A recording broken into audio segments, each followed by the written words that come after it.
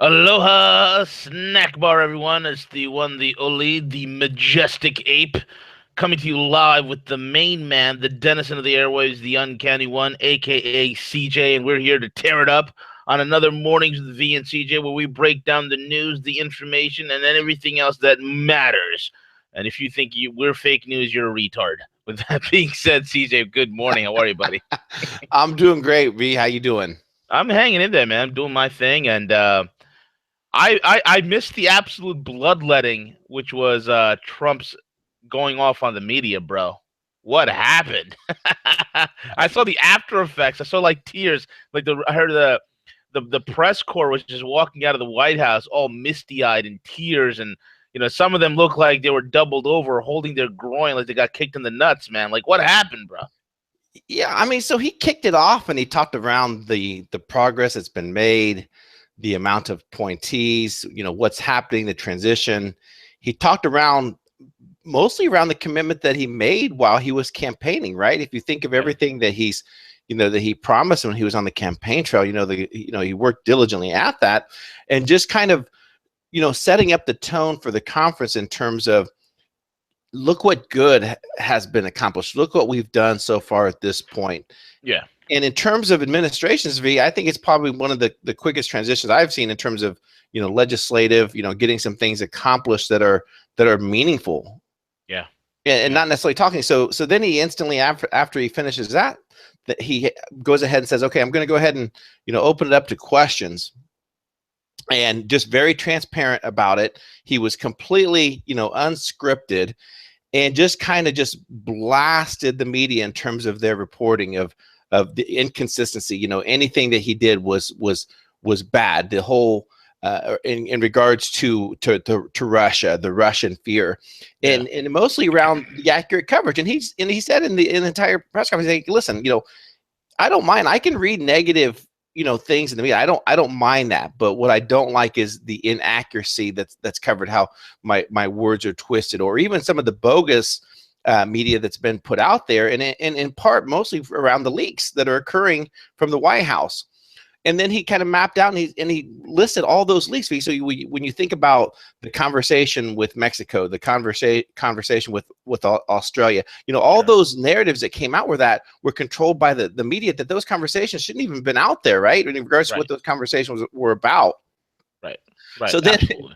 And then the most amazing thing is he was, calling people out. He was looking at the reporters and saying, "Oh yeah, you're fake news." And the guest that was there from CNN, I always forget the guy's name, but he said, well, we don't think it's fair that you're calling us fake news. He's like, I have a new statement for you guys. You guys are even more fake news. So just again, just kind of amplifying that message. But again, around the whole statement of, politically, in regards to his administration, the actions that he's taking, he just laid out. So any type of question that was asked, and it wasn't just hey, I'm going to ask the Christian news, I'm going to ask the conservative base. He took them from every reporter that was there, and he just mapped out, and he completely turned the tables on. They just were not prepared for those conversations that took place.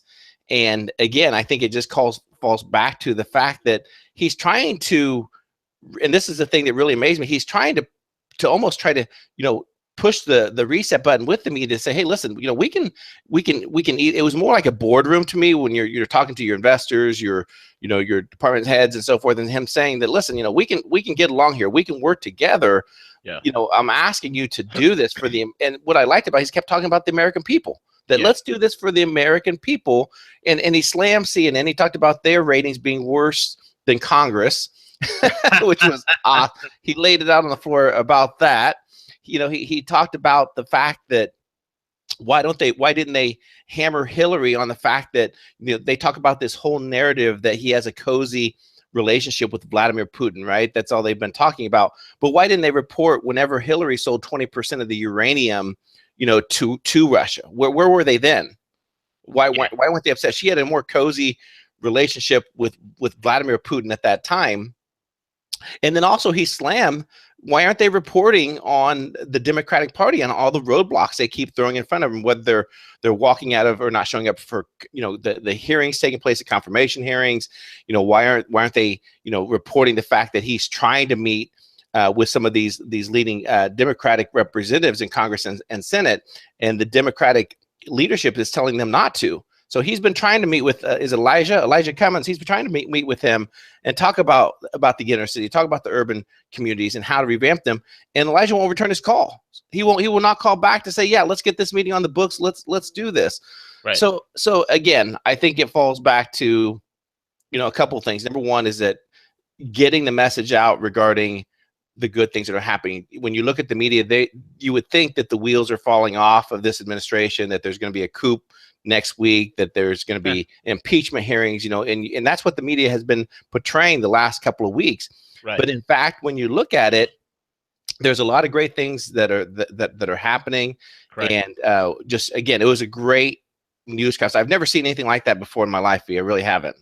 I agree, man. I mean, all the reverberations that I've heard and all the comments that I've heard from after that press conference was unanimously people were blown away. They could not believe. I mean, I think it was Rush Limbaugh who said, I've waited decades for a president to stand up to the media. Never in my life, he said, never in my life have I ever seen a president do this. He said he absolutely enjoyed watching Trump dismantle the media. He said it was like you have a laser pointer and you're playing with a kitten and you're shooting the laser pointer on the ground. The kitten's running for it and it hits its head on the wall. That's what he was doing with the media. It was a bloodletting. It was an absolute blood. It was like clubbing baby seals, man. It was like clubbing baby seals. And you know what? My thing is this: the only thing that they have, and this is what I said the last couple of times. Look, yeah, there's a war in the deep state, but you got to understand, we're winning. We're winning, and what people need to understand is that the level and the ferocity of the attacks is showing you how desperate they are. It's showing you how cornered they are. It's showing you how much they have lost, okay? And the fact that the only thing they can grasp onto is this Russiagate, is this supposed Russiagate, this huge scandal, okay?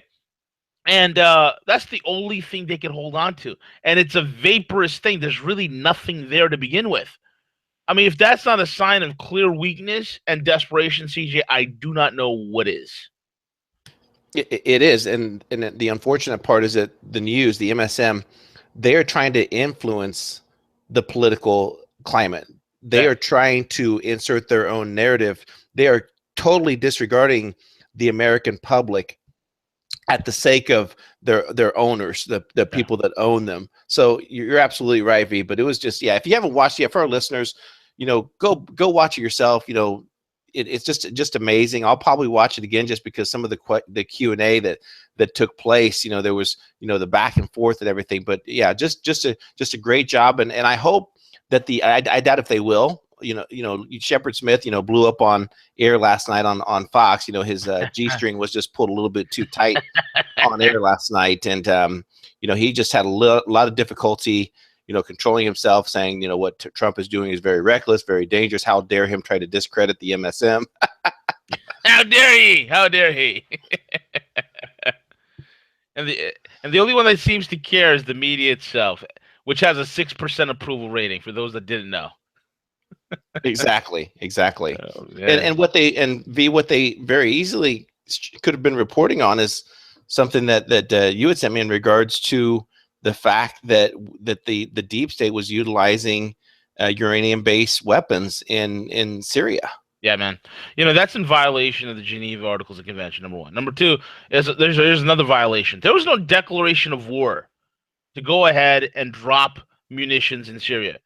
There was no declaration of war. Here's just one thing that I want to get across people.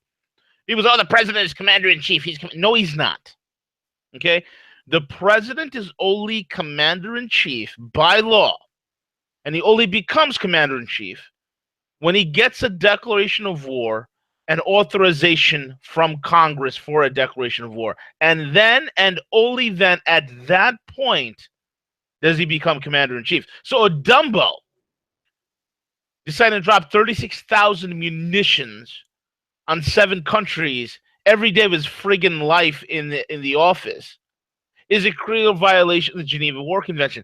And depleted uranium, okay, it is an absolute weapon that creates incredible environmental hazard. I mean, these guys are such environmentalists, right? So they care about the environment, right, bro? But oh yeah, they're all about the environment, V. Yeah, but they make it so that the environment is inhospitable for thousands of years. All we need to do is look at the Gulf War, where depleted uranium rounds were used in certain areas in Iraq, and you can see the birth defects. You can see the spike in cancers. It is a weapon of genocide. You do not use depleted uranium, period. But yet the globalist death dealers, they can't help it. So they'll order American, the military to just go ahead and drop to you because they got to give orders. They got to follow orders. Horrible, man. Horrible. And that's why this is all going to change, CJ. All of this is changing. This kind of crap is coming to an end, my friend. And how's it coming to an end? Well, this is what I'm hearing, man. I'm hearing that you can't stump the Trump. You cannot. I hear the centipede, which I like to call Donald Trump. The centipede is purging the intelligence agency. What's going on with that, CJ? Yeah. So again, just in terms of the major overhaul of the intelligent apparatus, and he started this earlier. He tried to transform it. He tried to place, some more of his administration on this, which the CIA pushed back very strongly. Like, well, you can't do that. You can't have these people on this committee and this and that. But he's going to, because he understands that there's some change is needed. So he is looking at Stephen A. Feinberg, who is a capital management with Cerberus, and I believe they're basically I think they do a lot of mergers, acquisitions, and things like So again, so looking at him, bringing him aboard to kind of help press in terms of the national security, revising the CIA to better expose what is working, what is not. And again, V, I think this is just a matter of time that he is going to be, purging out of finding out where these leaks are coming from. Oh man, 1,000%. It's only going to be a matter of time. It's only going to be a matter of time, and it's going to be revelatory because of all the other things that's happening, guys. There's so many things happening in so many fronts right now. Oh man, to see how this whole thing's going to backfire on the deep state. There's no doubt about it, CJ. It's going to backfire. It's going to backfire, and part of that could be in terms of what WikiLeaks has been working on. V, we saw a data dump yesterday that released several documents in regards to the CIA's involvement in the 2012 French presidential candidates, and it was very eye-opening to see what exactly had transpired in regards to the fact that they were conducting espionage. They're trying to influence the elections. WikiLeaks has released all the documents that are there, but they basically spied on anyone and everyone, both electronic and wiretaps. Oh yeah, they're spying on Merkel. They're spying on Hollande, Le Pen. I mean, they're spying on everyone. They're spying on Dilma Rousseff in Brazil, and then voila, she gets taken out in the coup. Yeah, exactly. So again, this espionage order back to 2012, and this very well could be perhaps why the deep state, why they're aggressively going after Trump. And yesterday's Hanging with Harley was very eye-opening, and I truly believe exactly what he stated in regards to the fact that the Russian thing, if the Russia thing does not work, then they're probably going to be looking at the economy and trying to figure out how to influence the economy to try to shake things up there as well. But yeah, again, so with this WikiLeaks coming up, and then obviously the Vault 7. Yeah, I'm not sure if I think we've communicated regarding this, and basically what's happening for our listeners is WikiLeaks has been sending out these coded messaging in regards to Vault 7 and what exactly does it refer to. Most of the things that have been posted from WikiLeaks involve, like they sent a picture of a vault. They've sent pictures of Nazi related Nazi camps. They have sent out pictures of a welder. Just a lot of coded messaging, and people are wondering what exactly is this, and they very well could be tying it back to Hillary Clinton. If you remember, back to her being whenever she was senator from New York, and it ties around 9/11. So people are wondering, well, is there going to be some documents released regarding 9/11 and exactly what happened then? So this will be something definitely keep an eye on. And WikiLeaks, to me, they've delivered. They like to hype it up at the beginning. I'm fine with it. If it, they're publicly funded. So if they're doing it to help raise money and everything else, I'm cool because they've delivered everything that they've promised. But it's going to be very interesting to see exactly what were in these emails, what exactly was discovered in terms of how cozy was the CIA, was the Obama, was Hillary, with either direct ties to Syria or perhaps back to 9/11. Yeah, I mean, it could be, but Vault 7, is it a reference to 9/11? Is it a reference to Building 7, which collapsed at 5 p.m. On September the 11th? No plane hit it. It was taken down by demolition charges, and if you can't see that and tell the difference, then you're mentally handicapped or you have severe brainwashing that has occurred on you, and you're in an absolute mainstream media stupor. But apart from that, what is Vault 7? What is it? You know what, man? If I were to gander a guess, I would say that Vault 7 has something to perhaps do with the criminal cabal that somehow is a nexus, that it's the nexus of the Clinton Foundation, Soros, and a few other characters. I think that's what Vault 7 is. Because again, this was in Hillary Clinton's email. This could be damaging information. This could be information that's going to be putting her behind bars. These evil schemers who've never really went away, CJ, who've never really went away. They're literally fighting tooth and nail as we speak, bro. Absolutely. So let's see what this Vault 7 is. Did they say they're gonna when are they gonna release this? They've released, again, several images leading up to it. I believe that they're stating that later on next week is when they're going to be releasing even more damaging information. I believe that the direct leaks in regards to the CIA's influence in the 2012 French election was part of it. So again, it's hard to speculate. And again, there's so much different areas where they could go with this. So it'll be very interesting. And again, I just want to, every time WikiLeaks has promised something, they've always delivered. They've always delivered in terms of, hey, we have something that's very important. We're going to be releasing it. So again, just probably the next week or so is when this information is going to be coming out. Yeah, right. So I can't wait and see what Vault 7 is. They're not going to hype it up like this and it'd be like nothing. It's not going to hyped up and be like, it's recipes and yoga exercises like what Clinton would say. Exactly. Oh man, unreal. Anyway, what else is on the radar, brother? Well, in regards to yesterday talking about the entire could be a U.S. pivot towards getting back and joining the entire trade, the trade that's out there in regards to the Eurasian bridge and what's happening there. So it's very interesting if you look at the dominoes with Russia and Vladimir Putin meeting in Japan and talking about what could happen, and then the recent meeting. So what are your thoughts on that, V? Man, I think it's huge. I think as these idiot sycophants who are out there just destroying the world, there are people out there that are making this world a better place. And the good news is this, man. The good news is, is the new Silk Road, is the new future of world trade. I've been privileged to speak with individuals that are very close to it. Harley is at the heart of it, especially with Lyndon LaRouche and Helga Zepp LaRouche, who has been awarded in China as the mother of the Silk Road. This is an initiative they've been pushing. So being part of the LaRouche pack and being in the heart of what's going on over there is truly a humbling and remarkable experience for myself personally. This is very important because, President Trump's February the 10th summit meeting with Japanese Prime Minister Shinzo Abe, it creates an opportunity for the United States to join the great new Eurasian-centered system of cooperation of the 21st century.